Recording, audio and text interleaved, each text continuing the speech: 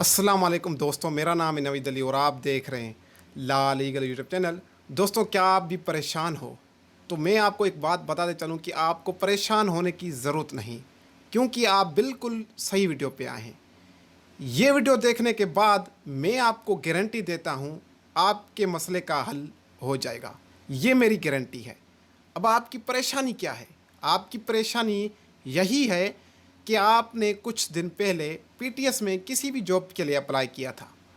Apply करने के बाद कुछ ही दिन के बाद पीटीएस की ऑफिशियल वेबसाइट पे एक स्टेटस लगती है। अब वो उसी स्टेटस में ये बताते हैं कि आप टेस्ट देने के लिए अहल हैं या नहीं हैं।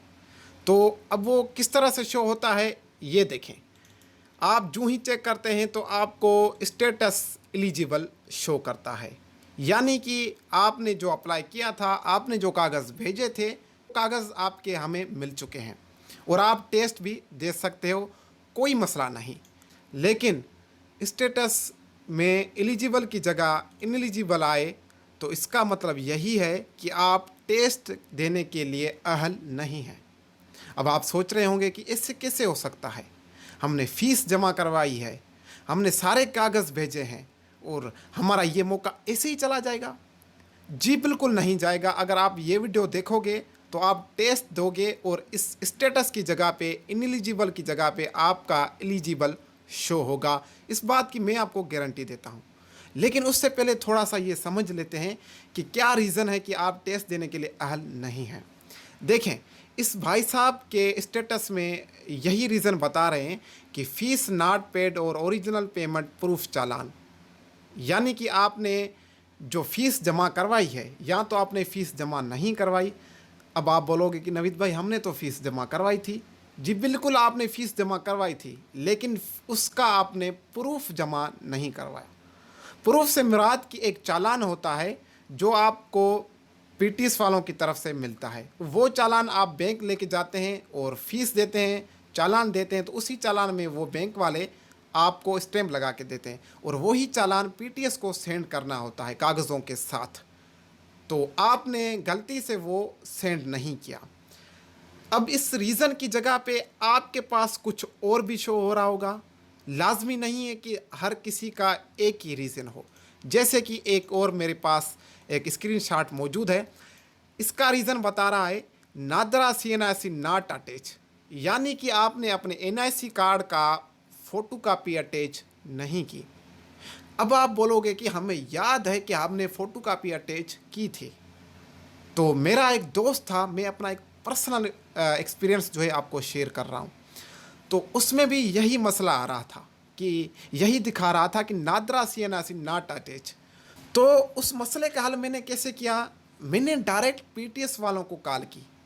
तो कॉल पे उन्होंने मुझे बताया कि आप गूगल पे जाएं और पीटीएस के नाम पे आपको एक फॉर्म मिलेगा और उसी फॉर्म को आप फिल करें और उसमें अपना इश्यू बताएं। इंशाल्लाह कुछ ही दिन में आपका मसला हल हो जाएगा। तो फॉर्म फिल करने से पहले स्टेटस में इनएलिजिबल आ रहा था और उसके कुछ ही दिन बाद उसने दोबारा चेक किया तो स्टेटस एलिजिबल आ रहा था, यानी कि आप टेस्ट देने के लिए अहल हैं। अब वो मैंने कैसे किया वो मैं आपको इसी वीडियो में बताऊंगा। आपके पास कोई भी रीज़न आ रहा है, आपके पास स्टेटस इनएलिजिबल आ रहा है, तो आपने बिल्कुल भी परेशान नहीं होना। बस एक काम करना है, इस वीडियो को रिलैक्स होकर एंड तक देखना है। तो चलिए शुरू करते हैं। अब वो फॉर्म आपको कैसे मिलेगा, आपको क्या सर्च करना होगा और वो फॉर्म कैसे फिल करना होगा, वो सब कुछ मैं बता रहा हूँ। तो सबसे पहले आपने गूगल को ओपन कर लेना है। आपने अपने मोबाइल से ही कर लेना है, अगर आपके पास कंप्यूटर नहीं है तो। मैं आपको समझाने के लिए अपने कंप्यूटर से गूगल को ओपन कर लेता हूँ। ठीक हो गया जी? ये आप अपने मोबाइल से ही कर सकते हैं। गूगल पे आने के बाद यहाँ पे आपने सर्च कर लेना है PTS कॉन्टैक्ट फॉर्म। ये देखें, इसको आपने सर्च कर लेना है। जो ही आप सर्च करोगे फर्स्ट नंबर पे लिखा होगा contact.pts.org.pk। ये पीटीएस वालों की ऑफिशियल वेबसाइट है और ये उनका फॉर्म है। जैसे ही आप इस पर क्लिक करोगे तो क्लिक करने के बाद ये फॉर्म आपके पास ओपन हो जाएगा। अब इसको आपने फिल कैसे करना है बड़ा आसान तरीका है, मैं आपको बताता हूँ। देखें जी, ऊपर लिखा हुआ है सिलेक्ट सब्जेक्ट। यहाँ पे आपने सब्जेक्ट को सिलेक्ट करना है, इंफॉर्मेशन या इंक्वायरी। आपने इंक्वायरी को सिलेक्ट करना है। ठीक हो गया। इंक्वायरी को सिलेक्ट करने के बाद दूसरे नंबर पे आ रहा है सब्जेक्ट टाइप। इस पे क्लिक करने के बाद जो फर्स्ट नंबर पे लिखा है इस पे आपने क्लिक कर देना है। ठीक हो गया। और यहाँ पे बोल रहा है फुल नेम।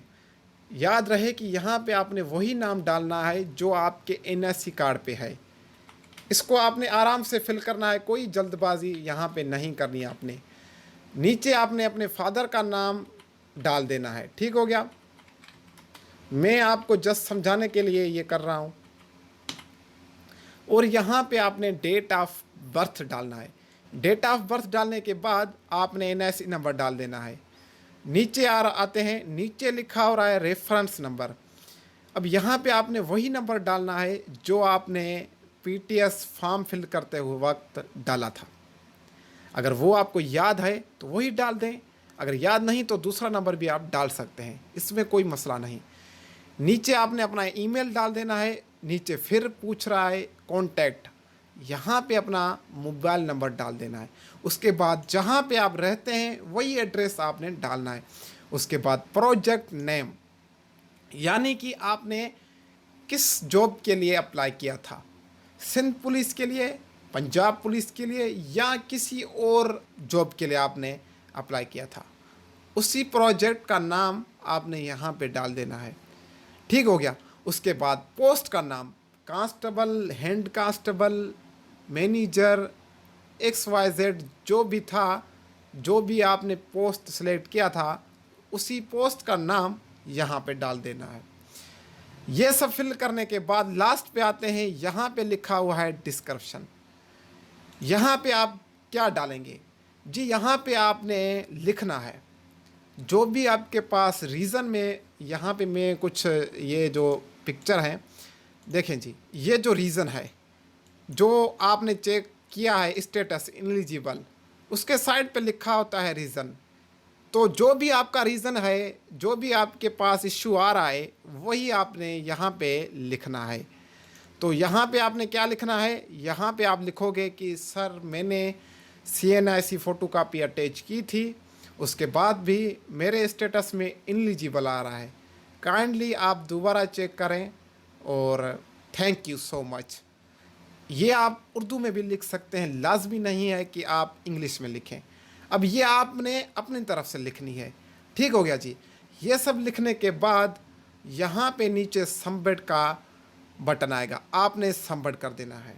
ये PTS वालों का यही कहना है कि ये फॉर्म सबमिट होने के बाद 3 दिन लगते हैं।